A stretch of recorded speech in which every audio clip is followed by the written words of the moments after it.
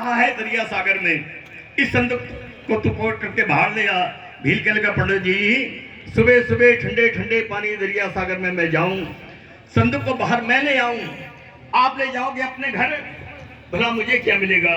पंडित जी कहने लगे, भील जो संदूक में होगा माल खजाना वो होगा तेरे भाग्य का, तेरी किस्मत का, उसे तू ले जाना। देखते ही देखते भील ने दरिया में छलांग लगाई और देखते ही देखते भील संदूक को पकड़ करके बाहर ले आया।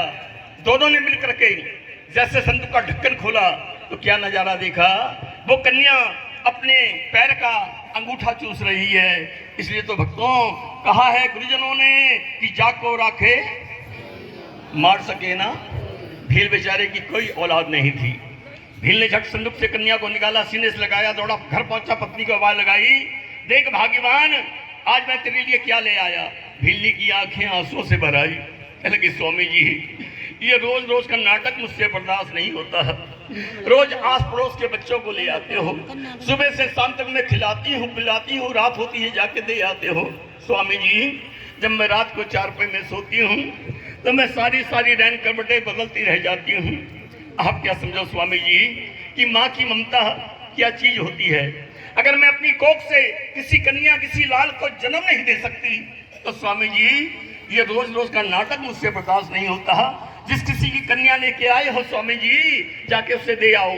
भील की आंखें आंसुओं से भर आई। कहने लगा, पगली ना रो, ये कन्या संदूक में बहती जा रही थी और ये संदूक तो ले गया विद्वान पंडित और ये कन्या मैं ले आया हूँ। इसके माता पिता का मुझे नहीं पता, ना इस घर इसके घर बार का नहीं मुझे पता। पगली ना रो, इस कन्या का लालन पालन हम दोनों मिलकर के करेंगे। भील ने झट स्वामी की गोदी से उस कन्या को ले लिया।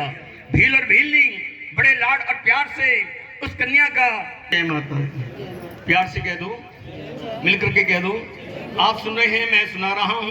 अगर आप लोग सुन रहे हैं तो याद करवाइए, इधर राजा की कन्या कौन, जोर से बोलिए। विधिचंद का बालक कौन, हाँ जी। और भील और भीलनी की कन्या कौन। धीरे धीरे तीनों जवान हो गए। कहते जय माता। तारा रुक्मन हो गई सियानी, बचपन बीता आ गई जवानी। जब बच्चे जवान हो जाते हैं तो माता पिता को चिंता लग जाती है। राजा ने अपनी रात दुलारी कन्या कौन, तारा का विवाह विधिचंद के बालक कौन, हरिश्चंद्र के साथ जा करवाया। तारा की डोली जब पहुंची महलों में तो तारा ने जब देखे बड़े बड़े महल तो सारा सोच में पड़ गई कि मैं कितनी भाग्यवान हूँ जो इतने बड़े महलों में रहकर मैंने अपना जीवन बिताना है।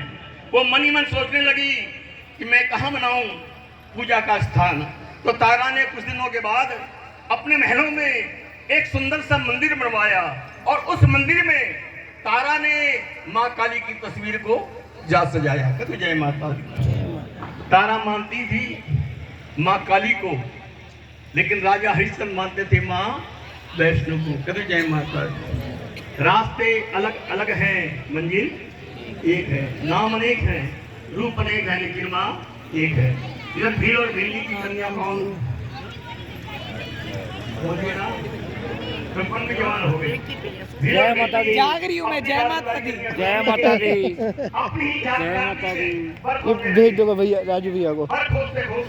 नक्का कालू, नक्का चाचा, लोलीपॉप है जहाँ, तंदुरुस्ती है वहाँ। किसी को माँ एक बार भी नहीं बुलाती। कहते जय माता दी। इसके खेल बड़े निराले हैं। कहते जय माता दी। जब ये देती है तो ढेरों के ढेर दे देती है और जब देने पे आए तो ये चमड़ी भी धड़ लेती है। कहते जय माता दी। प्यार से कह दो, मिलकर के कह दो। रुक्मन की सास शुरू से ही राजा हरिश्चंद्र की महलों की साफ सफाई का कामकाज करने के लिए जाया करती थी। एक दिन रुक्मन की सास की तबीयत अचानक बड़ी खराब हो गई और रुक्मन की सास घबरा गई। अपनी बहू रुक्मन से कहने लगी, बहू रुक्मन मेरी तबीयत ठीक नहीं रहती है और आज से जाकर के राजा हरिश्चंद्र की महलों की साफ सफाई का काम काज ना तूने जा करना है।